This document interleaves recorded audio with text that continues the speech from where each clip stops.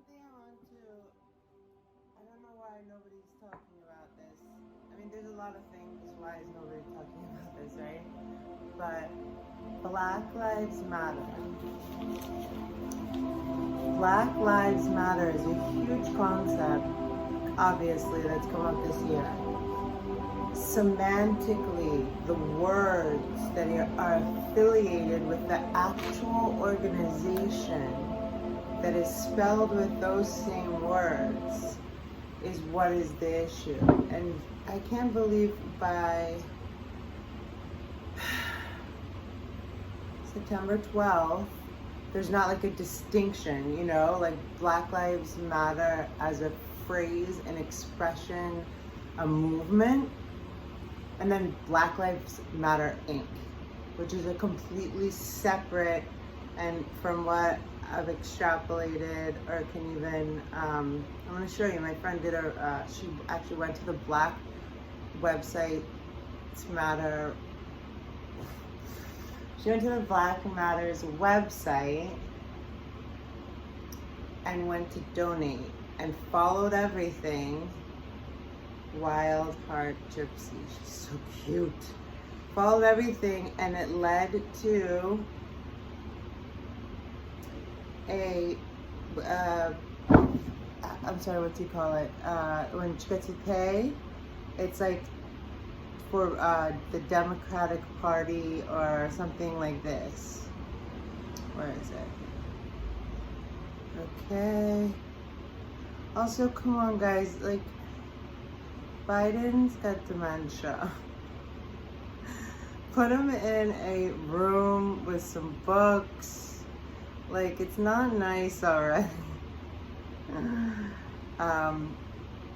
So she shows you that she goes through the whole process to donate to Black Lives Matter, BLM, and it goes to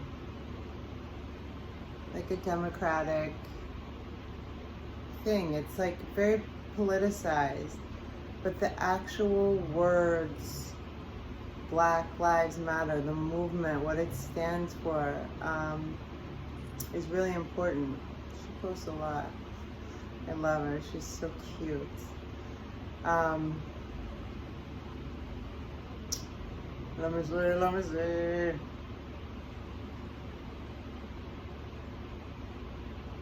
I asked her permission already if I could use one post, which I might find. She's very smart. Wild Heart Gypsy 13. Anyways, so when I see that, like for example, there's a poster where I walk my dog, and when I see that, I'm like, it's frustrating because it's the same shit if you have any history that you have looked at besides what people have just shoved down. You know what I mean? Like, ask yourself, what do you feel when you look at people talking? You can tell when they're telling the truth, when they're being dishonest.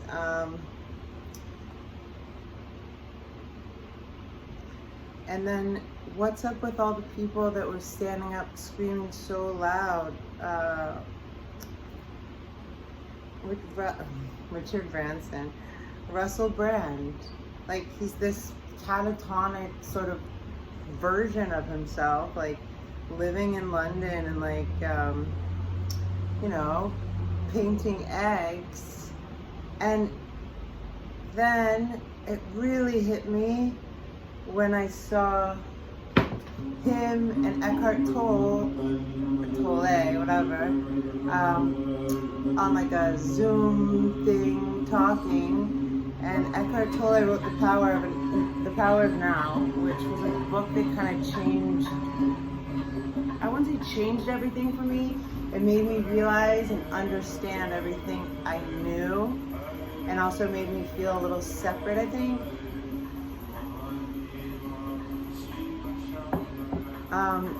So it's interesting also as a young woman I was very drawn to the dictionary. I've read the Webster's dictionary almost 3 times.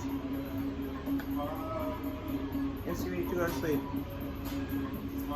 And so I think it's really important. Also, the first agreement out of 4 agreements is be impeccable with your word.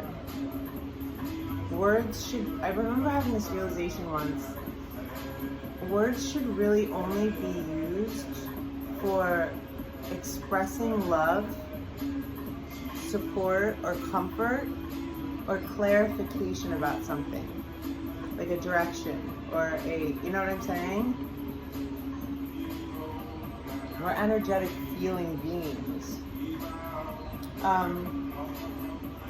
Another thing is the Rothschilds. They funded both,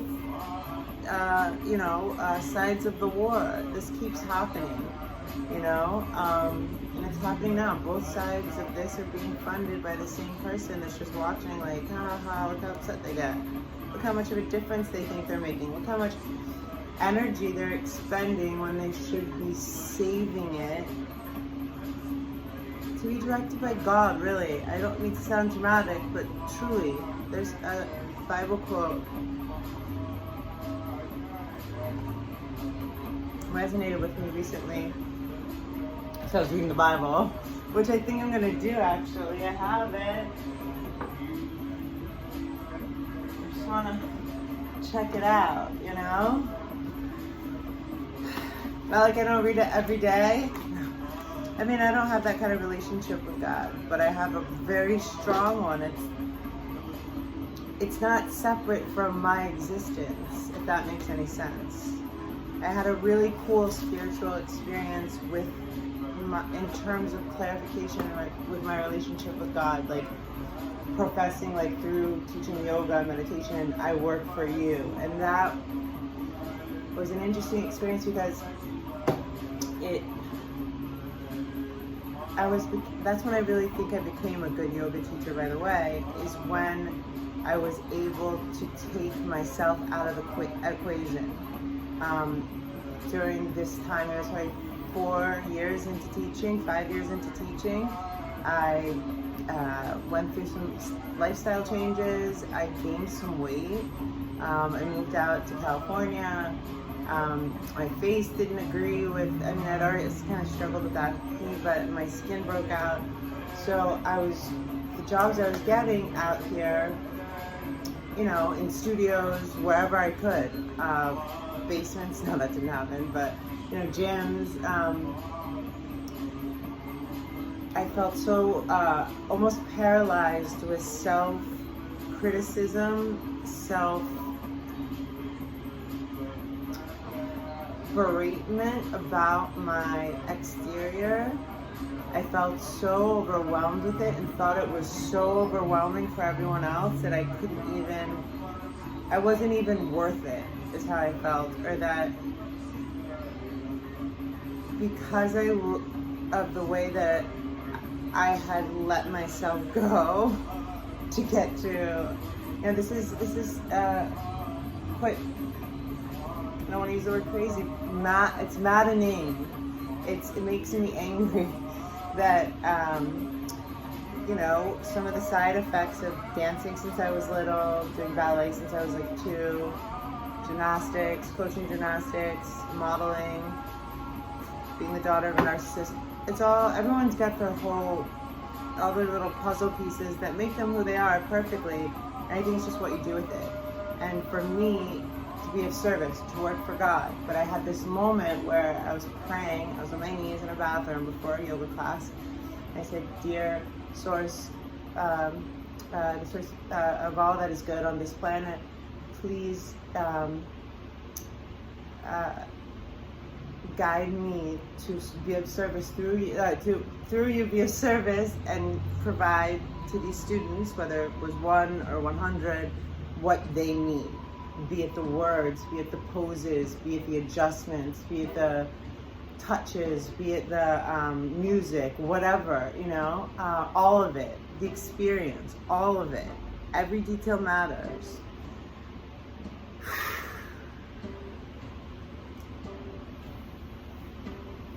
I remember feeling this kind of gear switch. It was quick, but it was powerful. And it was like, all of a sudden I was armed up. Like, I work for God, motherfuckers. Get out of the way. Okay, let's stand together. You know, I was so elated to have felt permission from something, somewhere, someone, myself. It was good enough for me, tangible enough for me, this permission to ignore all this, not be bothered with it, and know that other people were bothered with it either.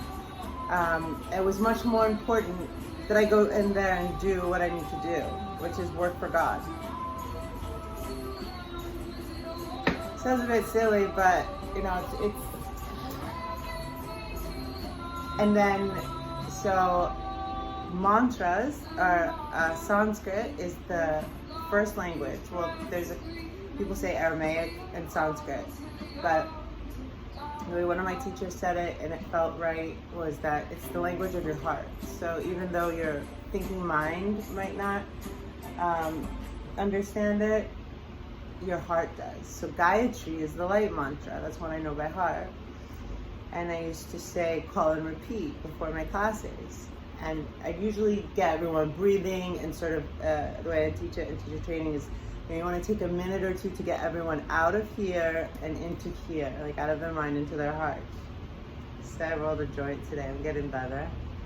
And so I've been in front of the class and finding your equal, even standing, samastihiti, so going a little left, a little right. A lot of people are right side dominant, so notice where you're at. Bring your weight even over both feet. Breathe deep and free. And I would wait. I would kind of feel the energy in the room shift. Everyone's breathing, hearing that. And sometimes I swear it would feel a bit awkward because I started getting used to, it wasn't like a angel came and touched my forehead, the crown of my head or anything, but it was sort of like a nod. Maybe it was me myself knowing the energy's right to start Gayatri now. And we'll start it. We'll say Gayatri, light mantra. Cross my legs. Om Bhur Bhuva Swaha Tat Savitur Varenyam Bhargo Devasya Dhimahi Dio Yo Nam Pracho Daya. And then it's working for God, working for God, working for God. Another thing, I keep saying last thing for now, like this, they're showing in pictures, this is like a devil, this is like a devil. Well, in my pictures, it's Gyan Mudra, seal of wisdom, the index finger and the thumb touch. Also, forever, we've been throwing deuces, like, it was like a pretend gang thing. I don't know, I was born in 1981, so it's like some of this stuff is like super conspiracy theorist-y, but some of it's spot on, but that's the point. Feel in your heart what you need to feel for now, and then other than that, for me, I'm like, I need to back off. I've got much more important fish to fry.